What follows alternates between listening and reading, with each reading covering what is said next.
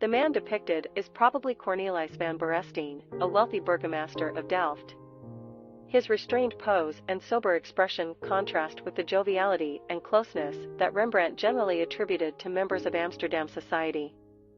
At this time, portraiture in Delft and in the neighboring city of The Hague was notably more conservative, continuing the tradition of Spanish royal portraiture from the mid-16th century.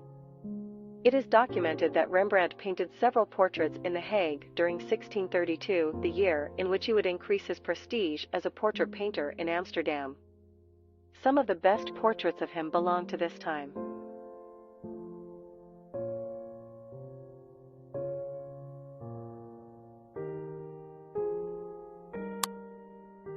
Gerard de Laresse was a well-known painter, engraver and art theorist born in the current Belgian city of Liège.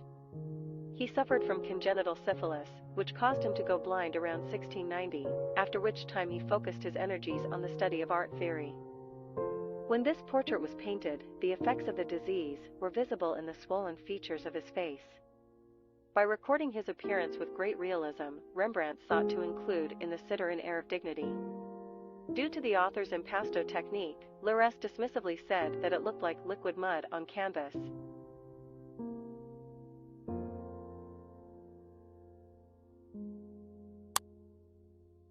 Rembrandt's first preserved self-portrait dates from 1626, made when he was barely 20 years old. This issue was a recurring theme throughout his career, with around 40 self-portraits having survived to this day. In them, you can see both the pictorial and psychological evolution of the artist. In this example, painted when Rembrandt was 54 years old, the artist showed no indifference in depicting the signs of aging on Rembrandt's face. True to the style of these years, the painting is built up in prominent fillings to convey his frown, heavy bags under his eyes, and double chin. The recent removal of a synthetic varnish after a restoration has revealed more about Rembrandt's techniques, showing, for example, how he used the bristleless end of the brush to highlight, by means of incisions, the protruding curls of his cap.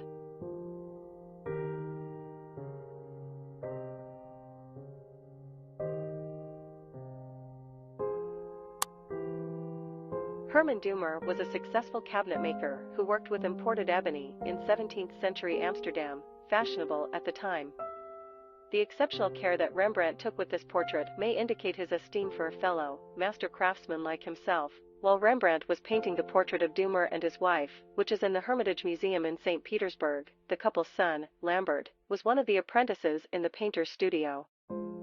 This work was in Spain for a brief period of time at the end of the 19th century, 1865 to 1882, forming part of the collection of the Marqueses de Alcañices in their, now defunct, Palace on Calle Alcalá in Madrid.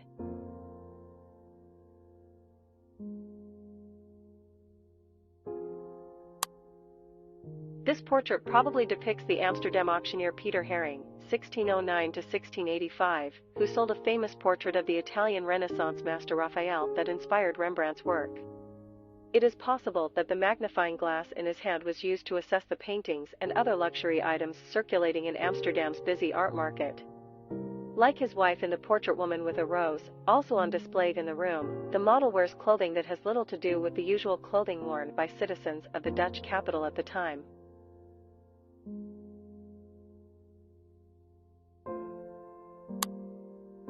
With her head bedecked with jewels, the sitter in this portrait displays a rose or carnation, a symbol of love and marriage. The gilt frame visible in the background places her in a luxurious interior, but her pensive expression suggests that the portrait is more than just a representation of social status. The woman has been identified with Elizabeth Delft, ca. 1620 to 1679, wife of Peter Haring, whose portrait titled Man with a Magnifying Glass and painted almost at the same time, matches it and can be seen alongside her in the exhibition.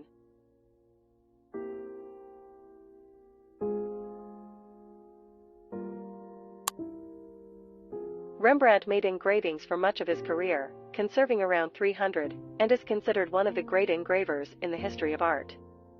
With a masterful technique in the use of the graver, he personally stamped some of his works, especially the first states of the plates. In his engravings, a natural change in style can be seen, evolving from sketching itself as in his drawings to a greater resemblance to his paintings, with more complex compositions, with greater depth and luminosity. From the 1640s he would return to a freer and simpler style, as can be seen in the 100 Guilder engraving, ca. 1649, the fourth engraving from the left of those exhibited here.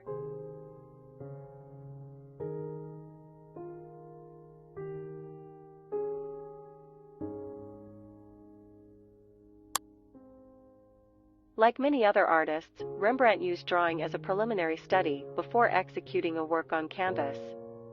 With a very free technique, the contours used in some of them, The Last Supper, after Leonardo da Vinci, or Satire to Art Criticism, the two drawings located on the left in the exhibition, appear as simple delimiters of the figures in the space, in order to create the luminosity of the scene, the fundamental element in Rembrandt's work. In other drawings, Cabin near the entrance to a forest and Cabin among trees, the two drawings on the right, Rembrandt also applied color stains, these being the most common. In this way, by employing the combination of two colors and using more aqueous techniques, he achieved more dramatic and realistic light effects. Some 2,000 drawings are attributed to Rembrandt, although the true number may be less.